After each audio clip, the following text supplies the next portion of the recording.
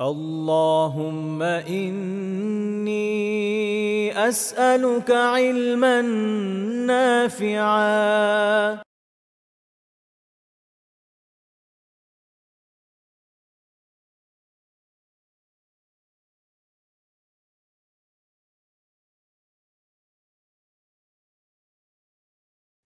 বিসমিল্লাহ ওয়াসসালাতু ওয়াসসালামু আলা সাইয়্যিদিনা রাসূলিল্লাহ।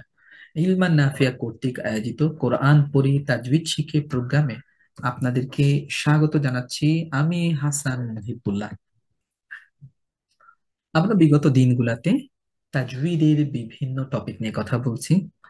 আজকে ইনশাআল্লাহ তাআলা নতুন একটা বিষয় নিয়ে কথা বলবো, আর সেটা হলো হুরুফুল ইস্তিআলা। মূলত আরবি ভাষায় হুরুফ একটা বহুবচন, এর এক বচন হচ্ছে হরফ। হরফ অর্থ হচ্ছে অক্ষর বা একটা অক্ষর, এক বচন। একের অধিক যখন হরফ হয় বা অক্ষর হয় তখন আরবিতে এটাকে বহু বচনে বলা হয় হুরুফ। আর ইস্তেআলা একটা আরবি পরিভাষা।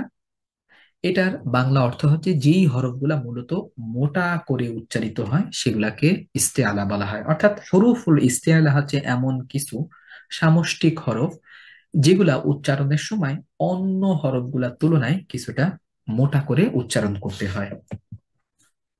এই হরফগুলাকে একসাথে আরবরা একটা বাক্য দ্বারা গঠন করছেন, সেটা হচ্ছে হুস্স দ তিন কিজ।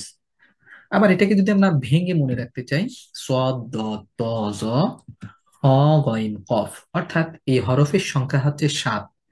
সদ দ ত জ হ গইন কফ, এই 7টা হরফকে একসাথে হরুফুল ইস্তেআলা বলা হয়।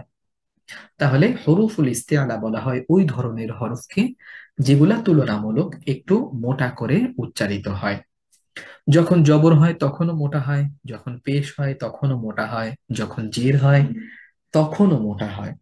তবে এই মোটা হওয়ার ধরনটা জবরের সময় যেমন হয়, পেশের সময় কিংবা জেরের সময় ঠিক তেমন না হয়, একটু ব্যতিক্রম হতেই পারে। যেমন জবরের সময় আমরা স্পষ্টভাবে পূর্ণভাবে মোটা করে শুনতে পাই, জেরের সময় কিন্তু জবরের তুলনায় কিছুটা কম মোটা শোনা যায়। কিন্তু ওইটা মোটা হরফ। অন্য হরফ যখন জের হয় তার তুলনায় এই মোটা হরফগুলো যখন জের বিশিষ্ট হয় সেটা তুলনামূলক মোটা করে উচ্চারণ করতে হয়। আরবি ভাষার যে হরফগুলা, এই সম্পূর্ণ হরফগুলাকে মূলত আরবরা দুই ভাগে ভাগ করছেন উচ্চারণের দিক থেকে।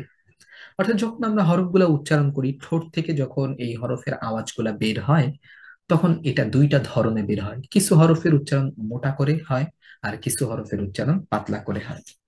যেই হরফগুলা মোটা করে উচ্চারণ করতে হয় বা উচ্চারিত হয় সেগুলাকে বলা হয় হরুফুল ইস্তিআলা। যেগুলা পাতলা করে উচ্চারিত হয় সেগুলাকে বলা হয় হরুফুল ইস্তিফাল। তাহলে দুই ভাগে ভাগ করা হয়েছে। তো পাতলা করে যে হরফগুলো উচ্চারণ করা হয় সেগুলোর ভিতরে তিনটা এমন হরফ আছে, অর্থাৎ আলিফ লাম র। এগুলো আবার ক্ষেত্র বিশেষে কখনো কখনো মোটা হয়। পরবর্তী কোনো পর্বে আমরা এগুলা স্পষ্টভাবে জানবো ইনশাআল্লাহ। আমরা যদি আরবি হরফগুলোর দিকে খেয়াল করি, আরবি হরফ যখন আমরা সাধারণভাবে উচ্চারণ করি তখন মূলত মোটা এবং পাতলা এই হরফগুলাকে আলাদা করে পার্থক্য করা যায় না। বরং যখন এই হরফগুলোকে আমরা হরকত দিয়ে উচ্চারণ করি, যেমন আলিফ জবর আ, বা জবর বা, তা জবর তা, সা জবর সা, জিম জবর জা, হা জবর হা, প্রত্যেকটা হরফ যখন আমরা উচ্চারণ করি আ, বা, তা, সা, জা, হা, প্রত্যেকটা হরফের সাউন্ডের শেষে একটা আ আ সাউন্ড আমরা পাচ্ছি। আর এই আ সাউন্ড আসে যখন পাতলা হরফ হরকত অবস্থায় উচ্চারিত হয়। তবে আমরা যদি খ এর দিকে খেয়াল করি, খ জবর খ, এটা কিন্তু আর খ জবর খা এই আ সাউন্ডে আসতেছে না, বরং অ সাউন্ডে আসতেছে। আমরা এমনটা বলতে পারবো না খ জবর খা, যেভাবে বলছিলাম বা জবর বা, আ সাউন্ডে, এটা বলতে পারবো না, কারণ খ হরফটা মোটা হরফ। তাহলে মোটা হরফ গুলা উচ্চারণের সময় অ সাউন্ডে আসে। যেমন খ জবর খ, এটা আমাদেরকে কায়দা যখন আমরা পড়ছিলাম তখন আমাদের টিচাররা আমাদেরকে এটা মুখস্থ করায় দিয়েছেন বা শিখাই দিয়েছিলেন। আবার যদি আমরা খেয়াল করি শিন জবর শা, এটাও পাতলা হরফ। সদ জবর স, এটা মোটা হরফ, এই জন্য অ সাউন্ডে আসছে। দদ জবর দ, এটা মোটা হরফ, এই জন্য অ সাউন্ডে আসছে। এখন আমি যদি বলি সদ জবর সা, তাহলে এই সদটা পরিবর্তিত হয়ে সিনের মতন হয়ে যাবে। দদ জবর দ, এটাকে যদি আমি বলি দদ জবর দা, তাহলে দালের মতন হয়ে যাবে। ত ত জব ত, এটা মোটা হরফ। আমি যদি ত না বলে তা বলি তাহলে তায়ের মতন হয়ে যাবে। জ জব জ, এটা মোটা হরফ, মোটা করে হবে। আমি যদি জ জব জ অ সাউন্ডে না বলে যদি বলি জ জব জা, তাহলে জালের মতন হয়ে যাবে।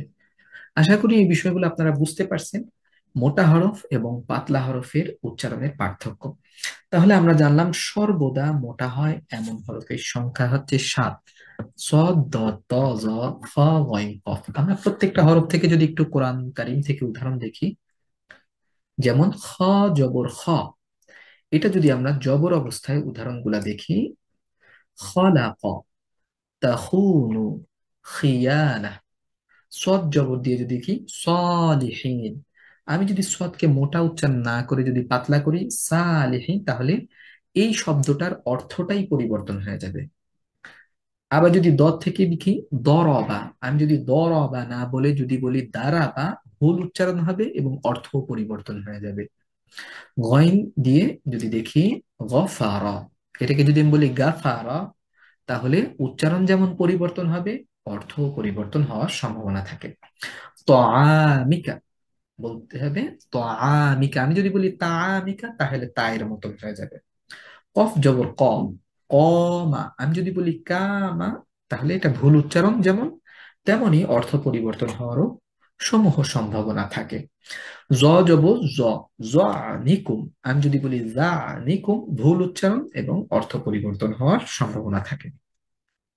কারণ যদি আমি জয়ের জায়গায় দাল উচ্চারণ করি তাহলে তো সম্পূর্ণটাই অর্থ পরিবর্তন হয়ে যাবে। এ বিষয়ে আমরা যখন হরফ উচ্চারণ করব, কোনটা মোটা হরফ কোনটা পাতলা হরফ এগুলা খেয়াল রেখেই হরফ উচ্চারণের দিকে খেয়াল রাখবো। যদি হরফ উচ্চারণ আমার সুন্দর হয়, শুদ্ধ হয়, তাহলে ওই শব্দটার উচ্চারণ সুন্দর হবে এবং সঠিক হবে, এবং একই সাথে বাক্যের উচ্চারণও সঠিক ও সুন্দর হবে। ফলে অর্থটা যেটা আল্লাহ সুবহানাহু ওয়া তাআলা বলছেন সেটাই হবে। অন্যথায় আমরা যদি হরফের উচ্চারণ ভুল করি তাহলে আম, ওই হরফটার উচ্চারণ যেমন পরিবর্তন হবে, সেই সাথে শব্দের উচ্চারণ একই সাথে বাক্যের উচ্চারণ পরিবর্তিত হয়ে অন্য আর একটা অর্থে রূপান্তরিত হয়ে যাবে।